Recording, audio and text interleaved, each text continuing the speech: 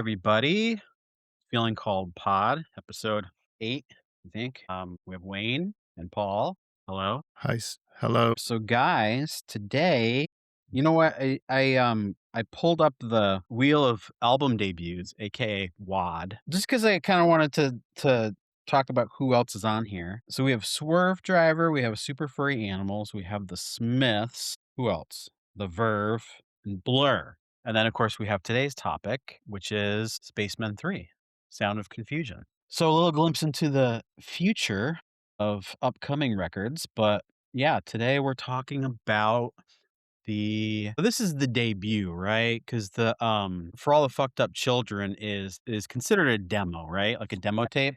That's their demo tape. I think they released the Walkin' with Jesus EP before this album came out because on reissues, CD reissues of Sound of Confusion, there are included bonus tracks from that EP. I don't have the full like discography in front of me though.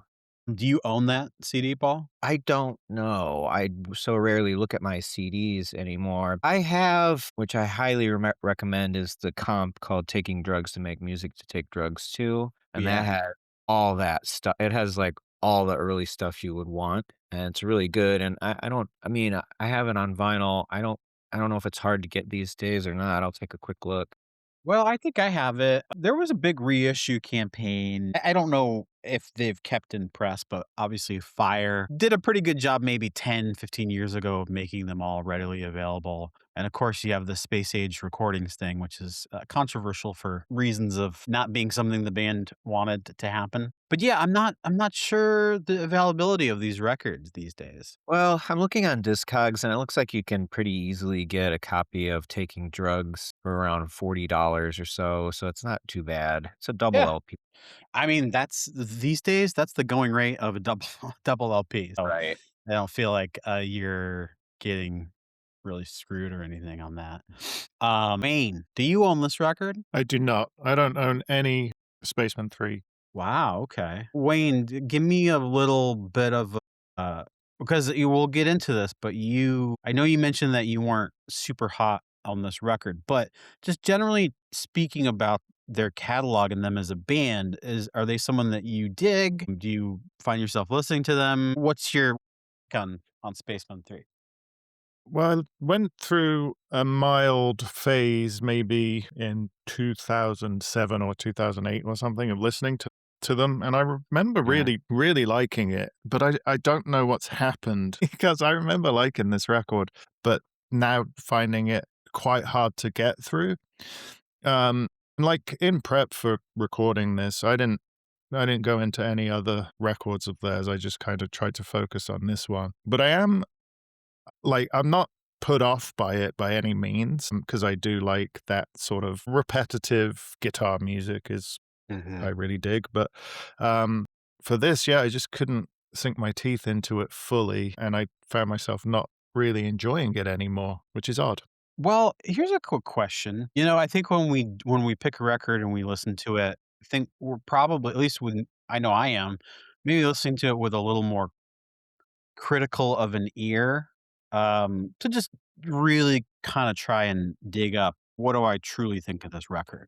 So I wonder if you just threw this on while you're working or something in the background, I wonder if it would be a situation where like, oh, that's a good record. But then if you're focused on it, I wonder if maybe that's the problem. But either Yeah. way, it doesn't matter. It doesn't sound like it's a record that right now in your life you Well, dig. it's so funny, like, I did try to do it both ways, like, I sat down with the intention of listening to it, and I did, and then I put it on in the car with, my wife and my kid, and promptly got told to turn it off. That experiment failed quite quickly, and then, yeah, I tried at work as well, and it just seemed to make the work feel much harder. Yeah, interesting. Yeah. Paul, Well, you have anything to say to that?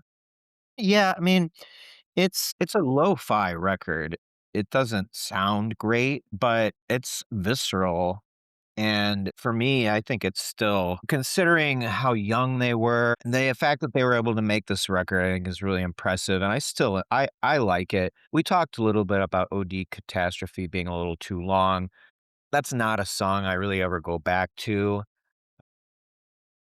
Really, the rest of the record, I quite like. I mean, Losing Touch with My Mind is and 235 are just bangers. Yeah, 235 is probably one of my favorite Spacemen 3 songs. It's crazy that they didn't put Walking with Jesus on their debut album. I mean, that's I think a lot of people consider that one of Jason Pierce's most iconic songs, and for whatever reason, they left it off. Well, correct me if I'm wrong, but would that be their most well-known song? If someone's just a casual Spacemen 3 fan and has dabbled a little bit, Walking with Jesus is probably the main song that they've heard, I think. Yeah, it's kind of a difficult question because I feel like most people who know Spacemen 3 don't have a casual relationship. That's You true. know, you're either, like, really into it or you're not. But you might be right. I think it could be, one of their most famous song. Well, let's see. Let's see what Spotify says. Oh, Yeah. weird. Okay. So their most played song is "I Love You" from Recurring with almost 3,000,000 listens. Oh, no, wait. Wow, that's impressive. Sorry. Sorry, Lord, Can You Hear Me from, Playing with Fire, it has a few more, just a little over 3,000,000. That's wild to me that they only have 2 songs that have over 1,000,000 plays. That seems wrong. Yeah, but 3,000,000 seems like a high number because, you know, in our world and the friends that we have, I think a lot of our people we talk to about music, at least me, um, most of the people I know dig this type of music and dig Spaceman 3 and Spiritualized and, some of them dig Spectrum, all of that. So, you can kinda you get a little if you're just kinda looking at it through your day to day of talking to people, like, to me, Spaceman maybe not Spaceman 3, but certainly Spiritualized is a band that gets talked about quite a bit, but, I still think Spiritualized is a fairly not super well-known band if we're talking about just the greater music listening public. So, from there, you have Spaceman 3, I think is even less well known. It's a bit like now jump in if you think this is BS, but I kinda look at it as like a Galaxy 500 and a Luna. I feel like Luna is the more well-known band, and Galaxy 500, like Spacemen 3, were kind of the band that I think were influential or, in retrospect, people went back and discovered them. But generally speaking, they didn't have a ton of success. I agree with that. I think that's a pretty good comparison. I think it might have something to do with both of these examples with a jump up in production quality. I think a lot of people listen to like something like Sound of Confusion and it just sounds too trashy for them. Yeah. But yeah, I think it's a good comparison. Well, to be fair, you're right. I mean, they were pretty young. I mean, I don't even know if they were 20 yet, Yeah, or I don't maybe know either. I guess we could figure it out, but I bet they were in their early 20s. yeah, especially okay, so when we were talking about Stone Roses, remember they recorded their debut record with Martin Hannett, and they didn't like it, so it wasn't released. You know, Spaceman 3 happened to release a record that maybe they didn't in fact, I found little bits of interviews and quotes where at least Pete, he says, "That was a record we did, and, we're just kinda trying to find our way," which I think is true for a lot of bands, just starting out. And I also think that, the other thing that kept coming up, I think both Jason and Pete in interviews would talk about how they never really thought that they were gonna be they were never really doing it for a wide audience or mass appeal. So, if you're just in a band and you're playing around your town or whatever, the area, and you're having fun doing it, why not record a record? So, I don't know, it's hard to say that for someone with a debut record, just getting it totally dialed in and 100% listenable and, production-wise, aces, you know what I mean? I really respect the, let's record it and let's get it out to the world, so I really dig that. So, Wayne, I'm curious, can you put your finger on so I know, the last song you think is too long.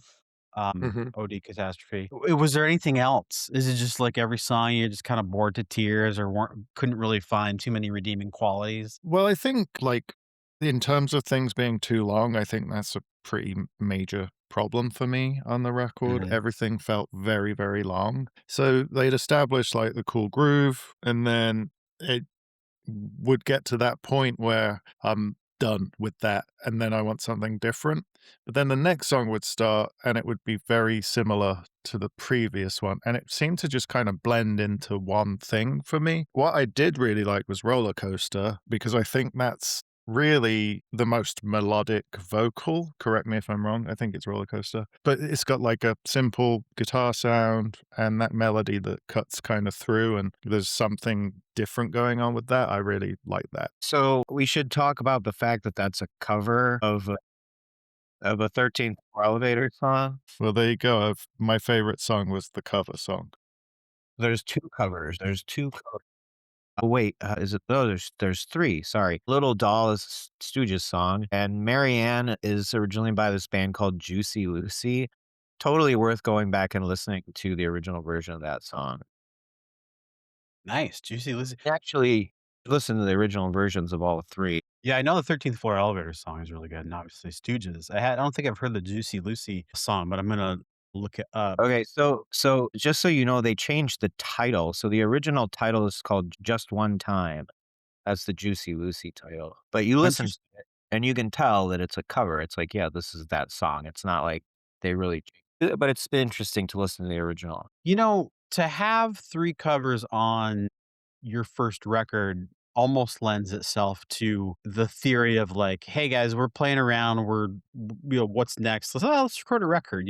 Almost offhandedly. Oh yeah, that seems like a good thing to do, especially if what they're saying in retrospect is kind of one of those statements that is like cool to say after. Oh yeah, we weren't really looking for success anyway, But I think it's probably true. I mean, these guys just seem so just generally whatever. Like, I'm just gonna we wanna play our music and, if you like it, great. If not, obviously a lot of drug use happening, not just in the band, but in the crowd as well. It just really felt like look, some of the album titles kinda indicated, from what I could gather, this was real life for them. I was reading about how there'd just be people lying down on the floor at their shows just, on something, I don't know exactly what it was, but yeah, it seemed very druggy, almost kind of what I would imagine a Velvet Underground show in the late '60s to be like. Yeah, that book that I was telling you guys about called Are Your Dreams at Night 980 Sizes Too Big is all about going to see Spacemen 3 live. And it's pretty interesting because it starts off explaining how horrible things were in the mid '80s in UK with Thatcher and everything, and just everybody was down, and it was just not a good vibe. And, I guess the place that they played a lot was called the Black Lion, and it was like a pub up front, and then you had to go down a corridor to get to the live room, which was, like, covered in I think what he would described as, like it was carpeted, but he was like, it was always covered with beer, so your shoes would, like, squish on it, so maybe people weren't sitting down there, but, it's like a very, very small venue, and I don't know, it gives a pretty good impression of what it was like to see them. So, pretty good book, and it's short and easy to read. Also, I wanna mention that on the CD reissue of Sound of Confusion that has includes Walking with Jesus, it also includes a 17-minute version of Roller Coaster. Wow, I need to hear that. I'll I dig wonder if into that's that right streaming. away. Let me see if it's on Spotify. Do neither of you guys use Spotify? No, I don't. I'm Apple Music kind of segueing into Qobuz full time, but Me too, Seth. How exciting. yeah, Qobuz is great, man. The discoverability is up my alley. It might not be for everyone just 'cause, like, they kinda seem like that nerdy record clerk type of thing when you look at their homepage, so that's what I dig about it. I think you might have to go to YouTube for the 17-minute version because 'cause I'm not finding it. Okay. Yeah, I'm gonna look that up. But so what did this does this book go into specifics about the crowd being super Yeah, fucked up on drugs? not really. I mean, they just made it sound like everybody smoked weed. Like, they don't really there's not really discussion of heroin or anything, but the guy who wrote it, I think he said he was, like, 16 at the time when he started going to see them.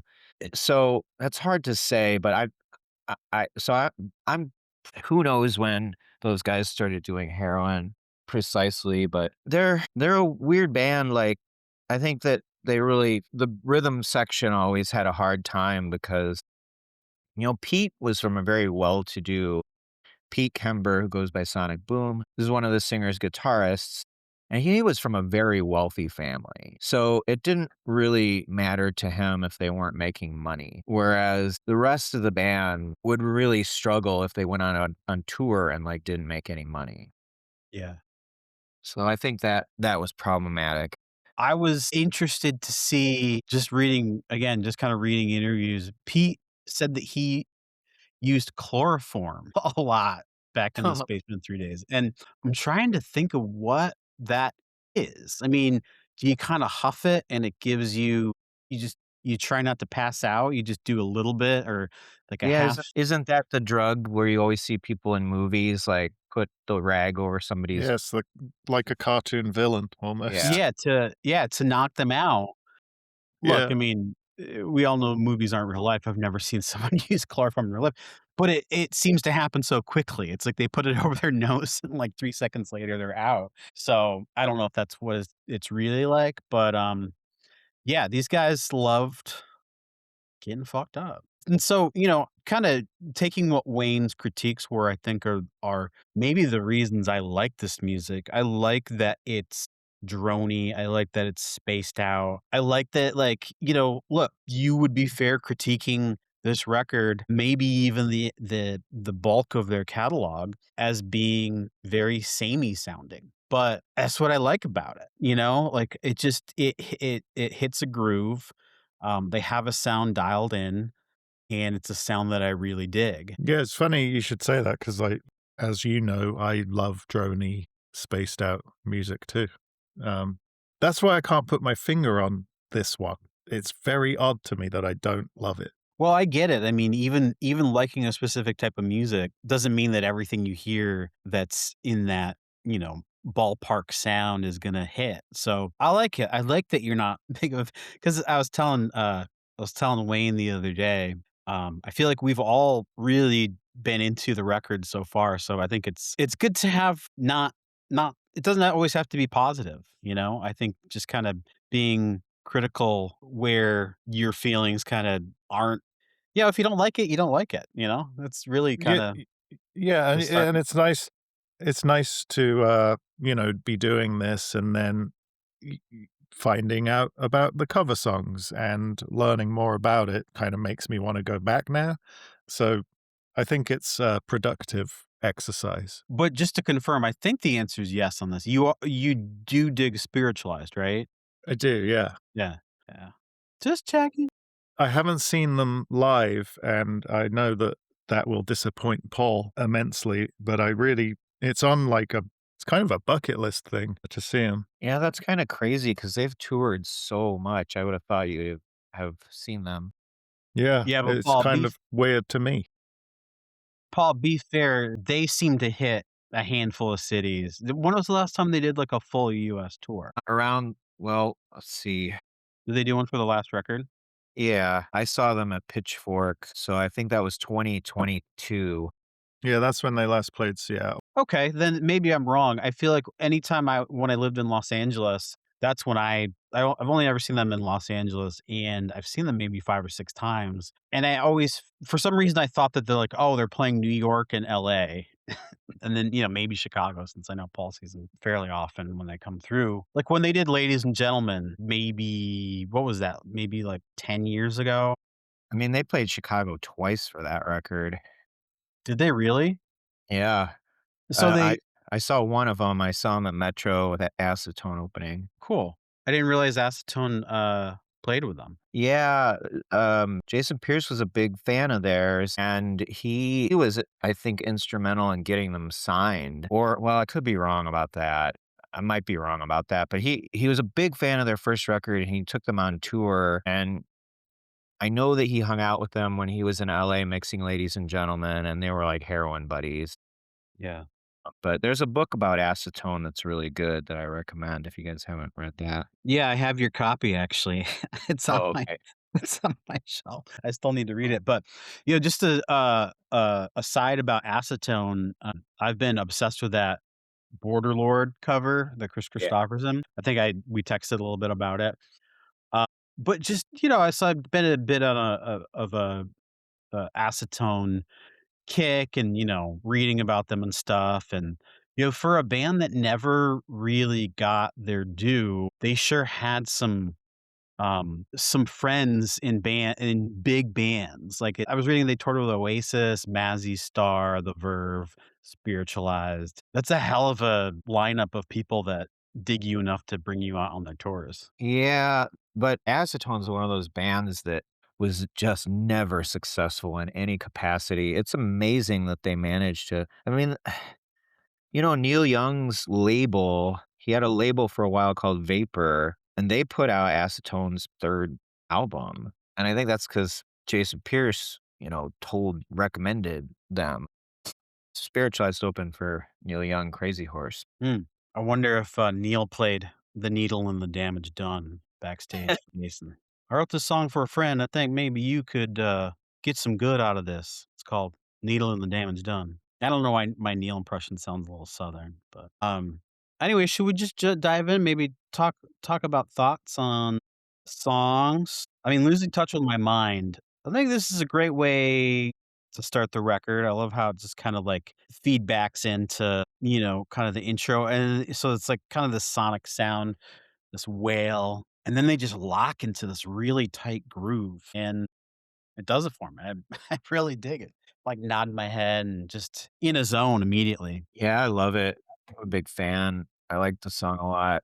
I think this is probably one of the first podcasts we've done where I don't really have any notes about the lyrics. Well, so for losing touch with my mind, the "I need it, babe, it makes me feel alright" is the line that sticks out in my head, and I feel like it's because that's territory that Pierce has kind of, again, not to get into the samey thing, but, like, I think longing or addiction or I'm not putting my finger on the right word, but I think he has kinda made a career out of that theme. Sure. I mean, there's so many songs by Spacemen 3 and Spiritualized, and also Spectrum is Sonic Boom's post Spacemen 3 project that seem to be about taking drugs, which does kind of get old after a while, but it is what it is. Well, I had a real sorry to interrupt, but I had a realization as I was kinda just, again, doing some critical thinking on this. These Jason Pierce is kinda like a blues musician to me, because when you think of a blues guy, that's a genre that's, you know, songs that kind of have that same thematic thread through all of them, but, if you're a good blues musician, you put together a really solid catalog of songs that kinda have some of the same lyrics, right? So, it just dawned on me that, like, for me, it doesn't matter that he's kind of, rehashing some of the stuff. I dig it. I'm here for it. Yeah, the genre is space blues. Yeah, I dig it. Space Blues. I actually quite like that, Seth. It is very bluesy in the down and out way. Yeah. Sorry, Paul, I think I interrupted you in mid-thought. I was just gonna say it's important to remember that they were pretty ambitious. They worked really hard. If you look at the discography, from 1986 through 1991, they released 4 albums and a number of EPs. So they were working hard. They weren't just like drug addicts that happened to get stuff done. I think they were focused. Well, I think I also yes, 100%, and I think that's an important distinction to make. Being productive drug addicts, I think we can, I think rock and roll is like filled with many examples of that. But I think there's no better proof of that than their post Spaceman 3 output. Obviously, the longevity of Spiritualized is there.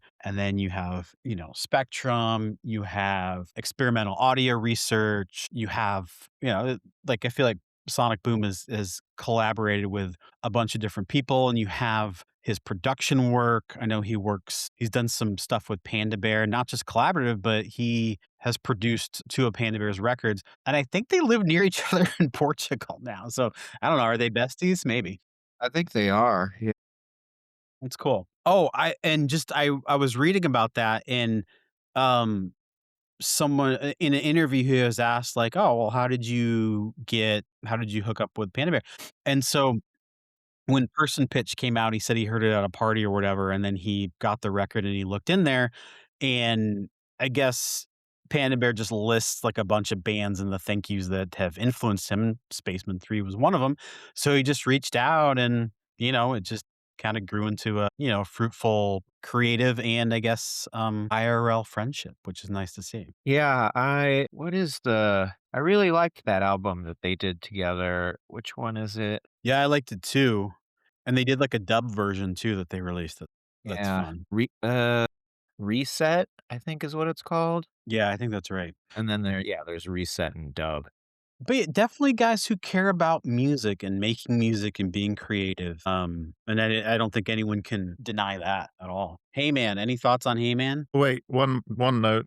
I'm losing touch with my mind. It's funny that the Stooges got brought up already due to the cover, but my note is Stooges made boring.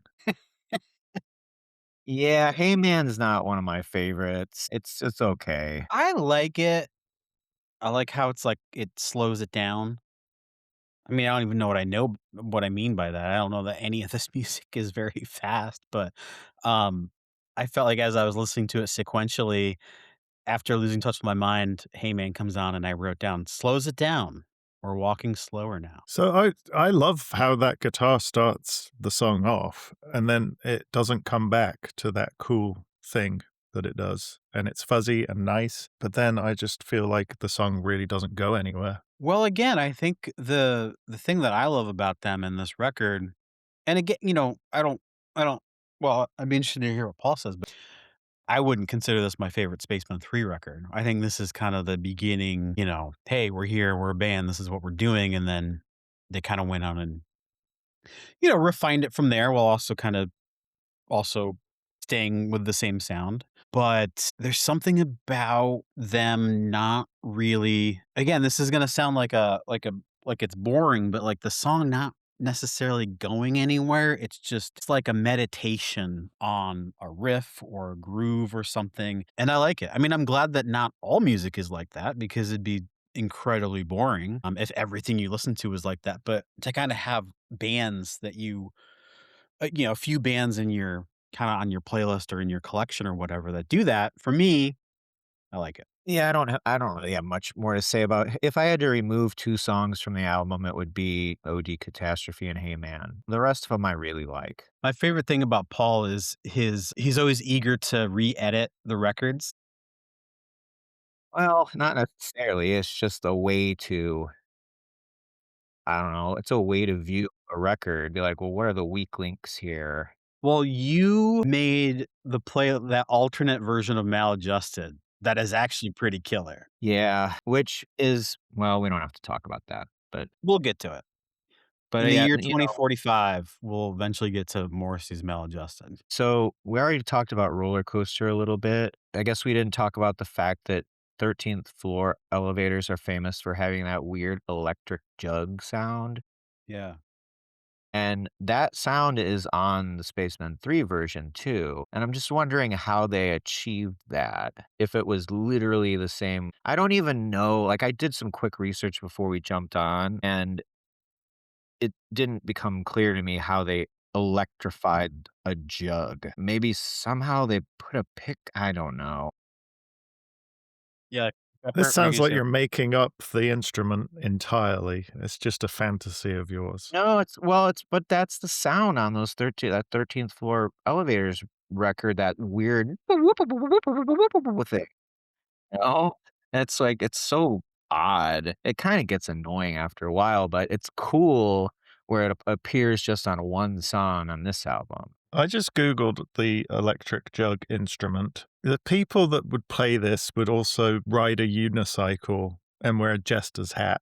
Like, I don't And a like this. monocle. Yeah, the eccentric person at a college. Quick quick note on 13th floor elevators. They are considered maybe the first psychedelic band. Apparently, there was a member of the band that used that term on a business card, and apparently, people who research these things are saying that that's maybe the first ever use of that term. So, I mean, look, for a genre that influenced a ton of people and a lot of people are fans of, that's pretty impressive to me. That checks out. Yeah, Amplified Jug, Tommy Hall. I'm just looking at the liner notes of this record, the 13th Floor Elevator.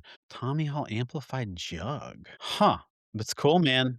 Hey, Paul, take notes. You gotta get that on one of your upcoming projects. Maybe. Probably not. Okay. Well, Marianne, right? Yep.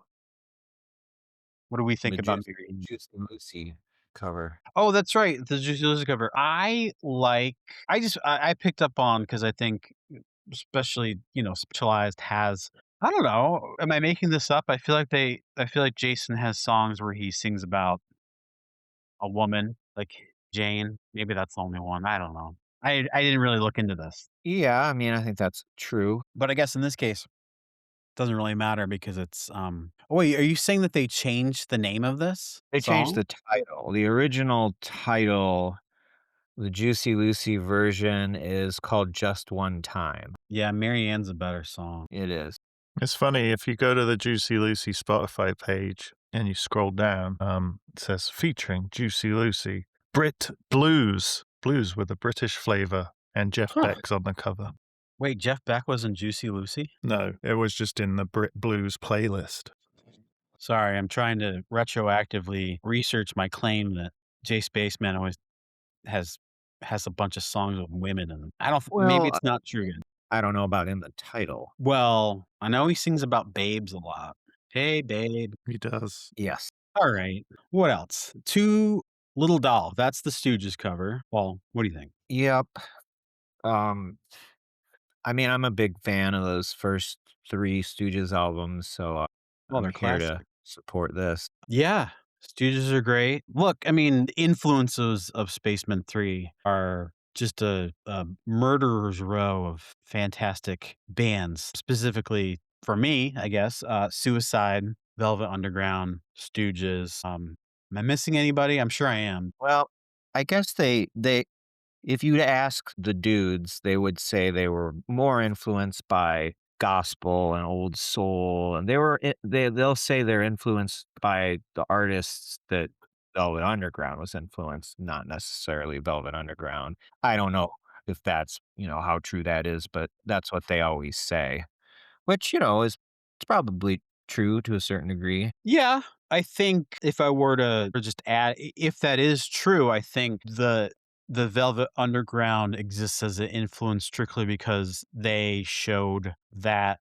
Well, I guess let me think this through because Velvet Underground was famously a band that didn't see a ton of commercial success, but I think from a influence perspective and just really being part of a scene and artistic rock, I think and certainly by the '80s, I think Velvet Underground probably had, uh, there was what, like 10, 15 years of being talked about and kind of people finding them and talking them up. And, I think certainly Lou Reed's solo career. So I don't know. Another interesting thing that I read in this book is that the guy who wrote it says he remembers seeing them do a cover of Dylan's "Like a Rolling Stone," Get out. which is really interesting. I can't imagine what that sounded like, and it doesn't seem like there's a recording of it.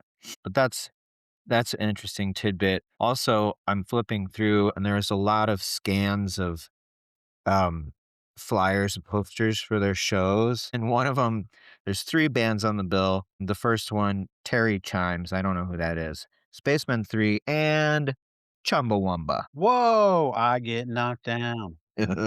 Well, okay, so I don't know a ton about Chumbawamba, but I do know that before that crazy big hit in the late '90s, I think they were kind of like a heady art rock band. I cannot speak to that at all.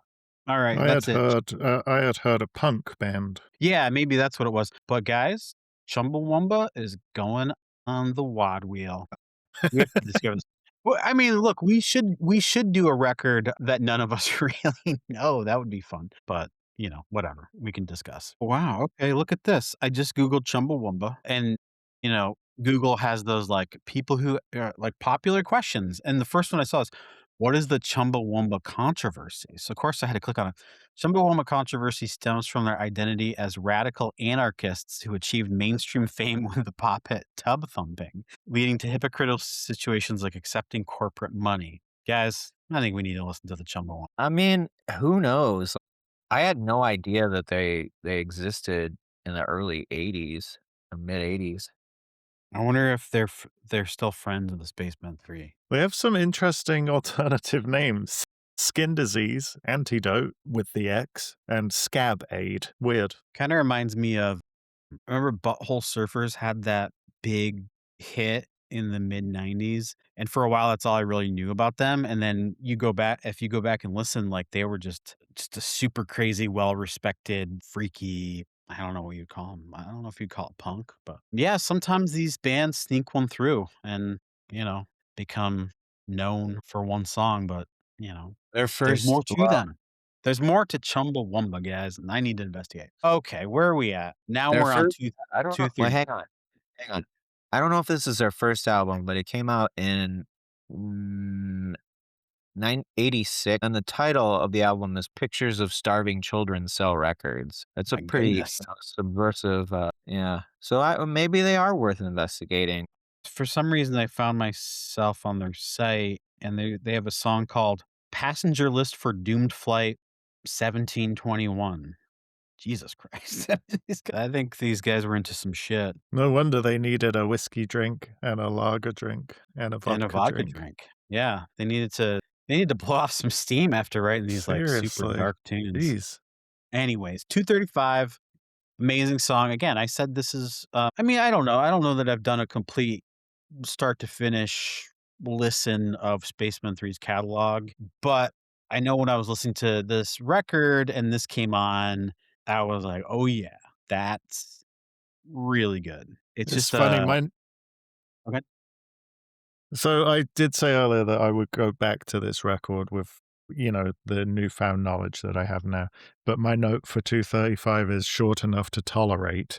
Um, and now I'm like, "What am I missing?" So, yeah, I'm gonna dive back into this one. I would love to see the correlation between Wayne listening to this record and West Bromwich Albion shitting the bed because maybe you were Yeah. just in a bad mood from other lifestyle. Yeah, I've been, in a bad mood all season, it seems.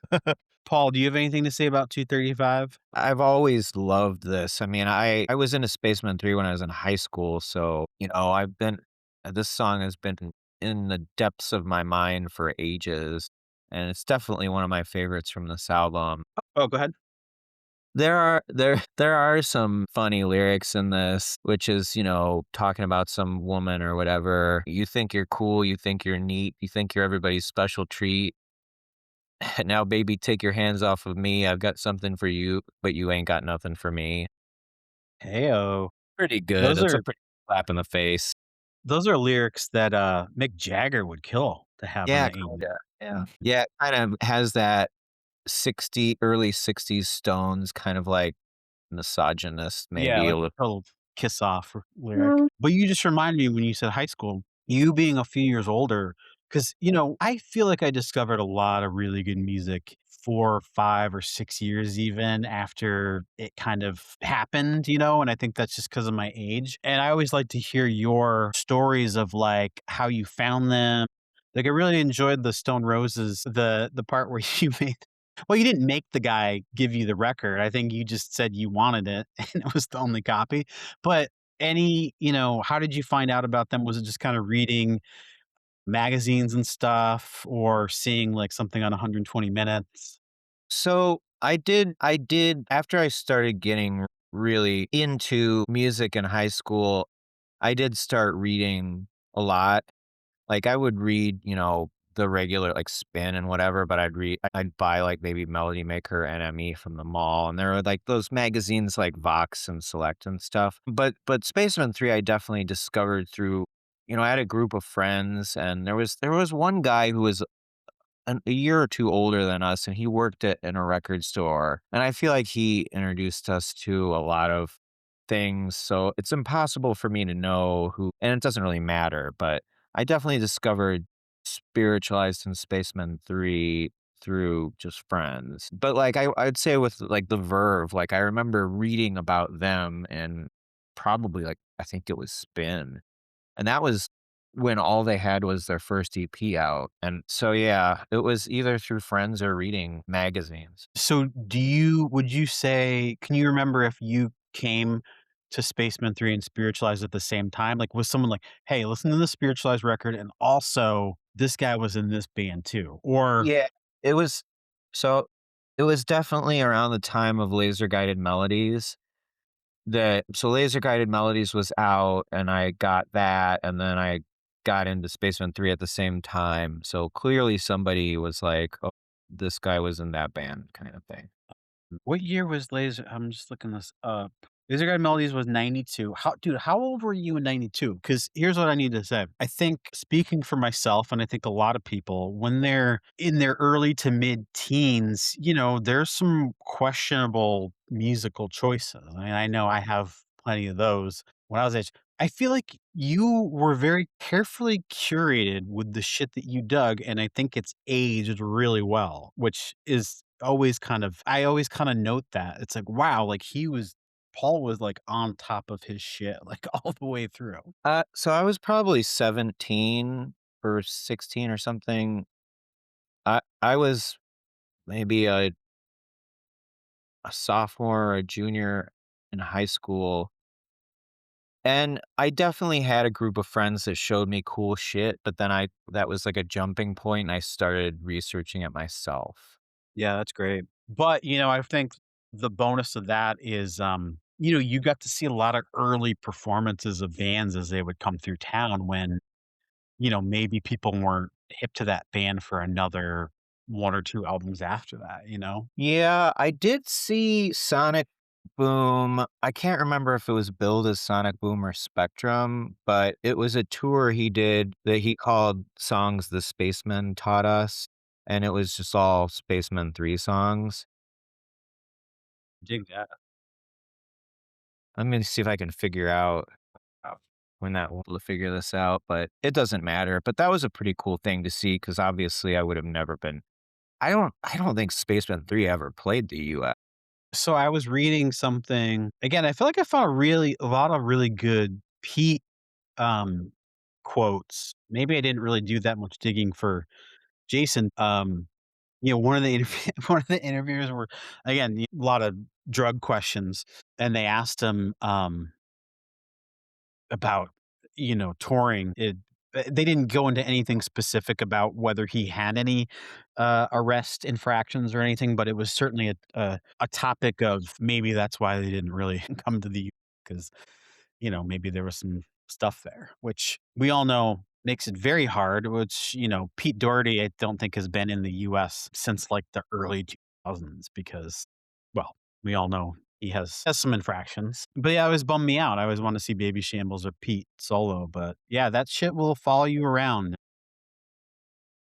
OD Catastrophe, we've talked about. I like it. I mean, I like ending a record, especially with these guys and kind of the vibe that they bring, just the zony, drony meditations. Jason would go on much later and close out Ladies and Gentlemen with a 20-minute song. Is that what Cop Shoot Cop? How long it is? I think it's choice, and I don't know that everyone's going to be digging it, but here I like it. Yeah, I don't hate it, but it's kinda hard for me to get through it. Getting Wayne vibes here. No, I feel like, Paul, you have artists that I feel like you will not really say anything too terribly critical about. I feel like Radiohead, who else? Maybe Super Furry Animals, but then I would say Spiritualized is one that you and I have had conversations where I've kinda critiqued a few things, and I feel like you've always defended them. So it's interesting to hear you. Well, I mean, I'm a huge fan of them, but not all the records are great. I mean, there's one record that I really don't like much by them. Dream Weapon, Oh, no, I'm talking about Spiritualized. Amazing Grace. Yeah, right. Yeah, I mean, there's some bands that I don't find really anything to really be too critical of. I like that. I mean, look, if you well, I think I have those too. I certainly do. I will probably defend like, look, plenty of people have endless critiques about Oasis, and I feel like I don't I mean, I'll admit, in fact, I think when we're doing the 2 episodes we've done so far that, the lyrics aren't the greatest, but whatever, man. I'll defend that band for, till the cows come home. Moo. All right, guys, any final thoughts? No, I guess not. I will say that at some point somebody said something about, all Spacemen 3 stuff sounding kind of the same, which I don't think is accurate. I think all their albums have a unique vibe to them. And I mean, the next one that comes after, I think it's Perfect Prescription, right? Yeah. I mean, that's a lot different. It's a lot mellower, there's strings. It's a pretty crazy leap, I think. Interesting. Well, I was the one who said that. I was gonna blame it on Wayne. It was Wayne that said that all the records sound the same. It wasn't me. No, but it was me, and I will take that thought, and I will probably listen to more Spaceman 3 this week, and I will admit if I was wrong. By the way, Dream Weapon is a fantastic record. Paul, do you like that record? I've never really given it much time because I feel like I did read about the making of that record, like, which was a live performance, Yeah, of and it's a pretty funny story. They were all fucked up when they did that, and course. nobody wanted, like, it wasn't like it was a big successful thing, like, somehow they booked this weird gig, like an art center, but I feel like in order to listen to that, you gotta be at least a little high, No but way, man. I listened to that record completely stone sober, and talk about look, I've kinda sound like a broken record of just like, "Oh, I love the drony stuff," and they lock in the stuff. So, what could be better than a 44-minute song with sitar and I think no lyrics? I don't remember any lyrics in it. yeah, I don't So, think there's right up my alley. Well, we'll cover it Alright, when I'm gonna make time for that then. okay. Well, guys, I love you. I enjoy talking music with you. Yeah, it was fun. That was a good one, so we will talk soon. Yeah. Alrighty. Bye-bye, guys. All right. Bye.